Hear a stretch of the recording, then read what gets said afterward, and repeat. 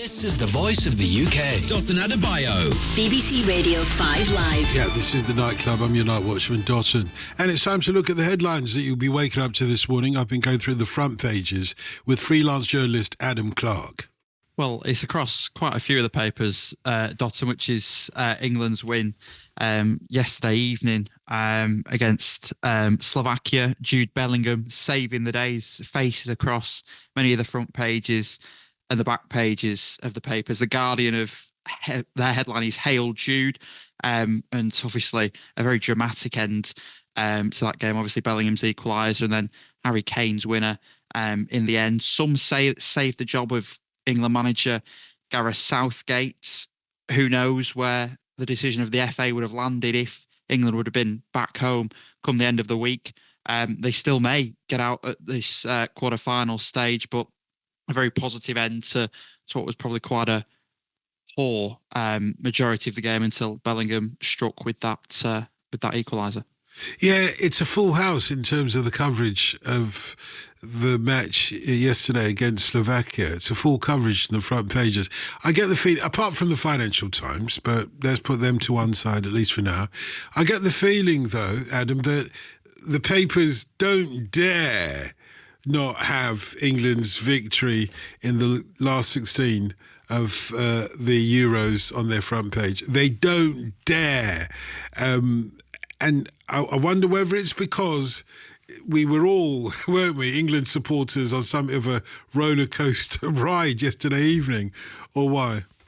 Yeah, I think it's one of them. I think it's always a roller coaster ride with England. I think if you look at some of the performances throughout the group stages, they were questionable. I was at a fan park in Manchester for one of the group stage games, and the frustrations amongst England fans for that game was sort of few and far between. And then you look at other games throughout the competition. It's England always comes with mixed opinions, and Gareth Southgate's got millions of England managers on Facebook and Twitter and Instagram trying to tell him what to do. But at the end of the day, Dawson, it's him making the decisions, and whether the FA will continue with him after the tournament is up to them, because I think there is, regardless of where England go in this tournament, whether they're out of the competition at the next stage or whether they can progress, we'll see. But I still think there's questions over Southgate's management and maybe some of his squad selections in this tournament.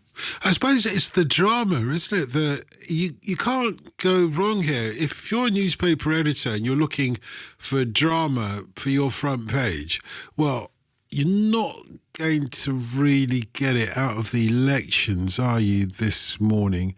And I mean the elections plural, whether it be the French election, which the Financial Times have gone with on their front page with a photograph of Marine Le Pen with her arms aloft in a black backdrop, claiming victory essentially in that, certainly in the first round of the French elections. So the drama is really that photograph of Jude Bellingham scoring his goal with something of a classic overhead kick sort of thing. That is so dramatic. You've got Harry Kane in the background there hoping against hope that it was going to go in, and it did go in. And then even if you don't go for that, the action pick of Jude Bellingham scoring that goal, you've got lots of other options. You've got that front page of the Mirror, which has got him, clenching the England shirt with both hands. Jude Bellingham, this is, almost tearfully. The emotion has almost overcome him, and they've got the strap, fans put through hell. Well, you can say that again. And if you don't want to go for that drama, well, the drama of the Times image, which is both Jude Bellingham and Harry Kane standing side by side, number 10 and number 9 respectively, with their arms out wide saying, yeah, we did it, or we done it. I prefer we done it to we did it. It's got a certain resonance about it. Or if you don't want to go for any of those, you could go for the front page of the Star, which has got Jude Bellingham kissing the forehead of Harry Kane, and I'm presuming this was after Harry Kane then scored the decider, kissing, well, why not? Do you know what I mean? There's a lot of drama. It seems like the images on the front page offer you a spectacular front page or compelling front page wherever you turn. I think you'd have got drama either way, because I think if England would have been knocked out, that would have been splashed over the front pages and the back pages as well. Very good point. Yeah, very good point. You'd have got that drama. Which of the dramas, those two, if those two dramas are juxtaposed with one another, the hypothetical position of England being knocked out by Slovakia and the reality of England knocking Slovakia out, which of those two dramas would have been the more compelling? Oh, I don't know. I think it's a difficult one. It's not a bad question, is it? No, it's a good one. Newspaper front page, yeah. It's a hard one. I think it. I don't know. Maybe the win. I don't know. Because if you're in the business of selling newspapers, it could have been so different, couldn't it? Like you say, the front page would have been, woe is us, misery, misery, misery. And sometimes misery does sell newspapers, let's be real now. Sometimes it does. But if you've got an option between the misery and the joy and celebrations, I think you've got to go for the joy, haven't you? That does seem to trump the misery. Yeah, I think it's a very joyous story, and I think if you look at some of the, obviously looking towards the rest of the week, a lot of the front pages will be dominated by the general election stuff. Obviously, there's stuff on that in some of the papers this morning as well. But I think whilst they can, that the newspaper editors would rather be putting Harry Kane and Jude Bellingham on the front of the papers rather than maybe Rishi Sunak or Sir Keir Starmer. I as much as I love the Metro's puns, I kind of think it was a pun too far this morning. Slova the moon, do you get it? Slova the moon, as in Slovakia, and Harry Kane and the rest of the team being over the moon.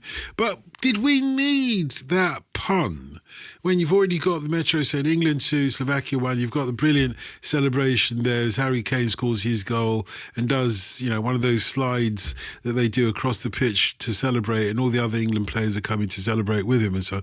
Did you need that pun? It feels like it's a little bit excessive. Slova the moon. I mean, the pitch had told its own story, didn't it? I'd agree. I think if you look on the back page of the Metro, they've gone with the headline of Yay Jude, which is obviously a slight play on the Beatles track Hey Jude. And I think that would have probably sufficed on the front page and found something else for the back page. But the Metro on the front and back pages have splashed out on that England Slovakia game. Yeah, that Daily Star, thank you for pointing that out. It gives me an opportunity to sort of wonder, is it Yay Jude? Because YAAY, for me, that would have been Yay Jude, rather than Yay Jude, don't let it do. Take a sad song. It wasn't. I didn't get. How comes your age? You shouldn't even know what Hey Jude is about. How comes? Well, it's true. How comes you? It's about 60 years older than you, or 50, whatever it is. How comes you knew that was Yay Jude? How comes you got that pun? Whereas the old geezer in the conversation here, is going, no, that's surely Yay Jude. I don't know, to be honest. I just saw it on the papers there, and it just went to the Beatles, to be honest. Yeah, well, fair enough. No, that's I think where they meant to go, but I'd have gone for just hey as in HAY maybe, or just hey HEY.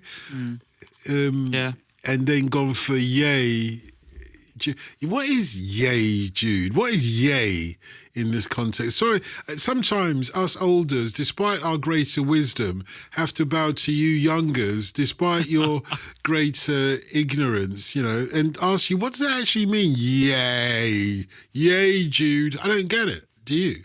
I think it's just that sort of exuberant celebration that you've seen of You yay. lot say yay when you're celebrating. You youngsters say yay instead of yay. Well, it's probably a combination of both. I think many youngsters across the country, when that equaliser went in, would have been screaming many things, probably stuff that you can't repeat on 5 Live at nearly 5 a.m. But I think it's just I think it was just an exuberant one from the Metro. Much better headline on the back page than the front, though. But you'd go for the Guardian's take on this as the one out of the many options, because you can't buy all the papers, can you? I mean, you can if you're rich, but you got to choose one. You'd go for the Guardian. Yeah, I think Hail Jude is a good one, and the picture as well sells it quite well with the overhead kick and Harry Kane in the background, sort of looking with anticipation whether it hit the back of the net, because I think it would have been probably quite a sorry end to England's Euro campaign should they have been knocked out tonight. Do you know what? I've got to go for the Mirror, because if you're talking about drama, that front page, whoever took that photograph of Jude Bellingham in that moment grabbing the England shirt, or no, it's not grabbing the England shirt. When you look closely, he's actually just got both his fists pumped up close to the England shirt, and the look on his face of sheer relief. If not, it looks more like agony, but I'm presuming it's sheer relief because he's just scored. And I almost want to cry with him, on that pic. Fans put through hell, England keep dream alive. And just that, dream alive, keep dream alive. That's such a poetic phrase, isn't it? You could hear that on, a song, a pop song, keep the dream alive. You could even hear it as a Shakespearean thing, a horse, my kingdom for a horse. When Richard III shouts out those words towards the end of the Shakespearean play, he's trying to keep his dream alive, isn't he? And as the audience, no, mate, you're not getting a horse. You are not getting a horse. Your dream is done. I think the next word as well on that Mirror front page, which says ... just, because I think it was very close for Gareth Southgate's side, and I read it on the Athletic that it said that Gareth Southgate was facing his England moment, his Iceland moment, and then came the shocking twist, which if you look back to 2016 and all the pundits are sort of talking about Roy Hodgson at that time, it could have been that position for Gareth Southgate, and I think it probably just got through by the skin of his teeth.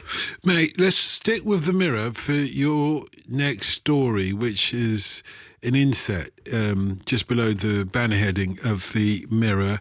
We call it a nib in the business. One of those picture boxes with just a couple of words of a headline, but it's a much more serious story that people may have somewhat of overlooked because of the concentration on the politics of the week and the England matchups of the week. There is still a hunt on for a missing teenager from Britain in Tenerife. Yeah, Jay Slater. That's the story there, and the quote says, "We won't give up on our Jay," which his family vows that the police have ended the search in Tenerife.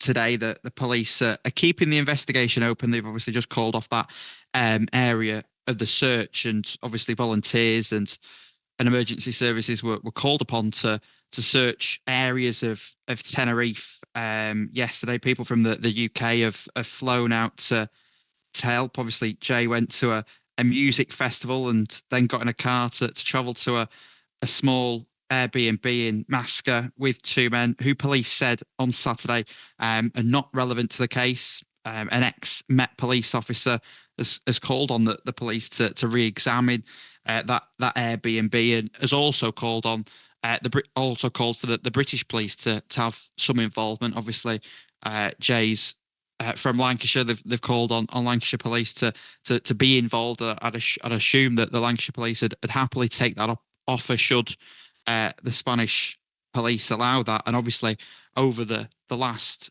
few days and since this story came to light, that there has been obviously a lot of rumours and conspiracy theories amid sort of the online social media speculation around this story. And I think it's one that's obviously going to keep going as long as it needs to. And I think it is You reckon? Because I wonder, and sorry to cut in there, Adam, but just the point that you made, is this little inset box in the Mirror the only front page of the papers that picks up on the latest of this story, which, as you say, is that the Spanish police have decided to call off the search. The investigation still goes on, but they've decided to call off the search, which prompts this headline from the young man's, Jay Slater's family, to say, "We won't give up on our Jay."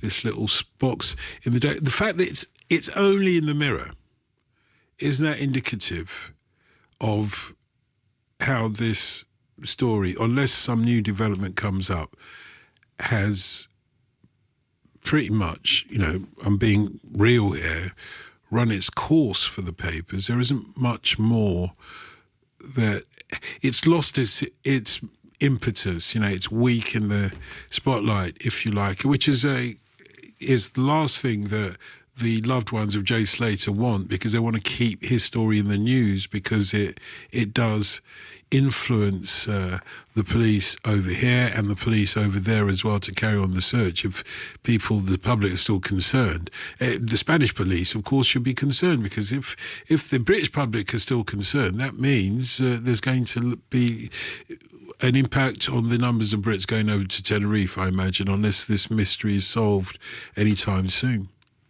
Yeah, I think obviously we both know sort of how news agendas can work, and I think obviously there's a lot going on at the moment. You look at the Euros, you look at the elections in the UK, you look at the elections in France, you look at the elections in the US, and obviously there's other things in the diary. Wimbledon obviously starting later today. So I think if you this had have happened maybe 3 or 4 weeks down the line, then the story may well have been covered in more detail by the papers. It's sort of from broadcast media that I've seen this week, it's still been quite heavily covered. Yeah, that's freelance journalist Adam Clark then. And that's about it from us for tonight. And thank you for listening.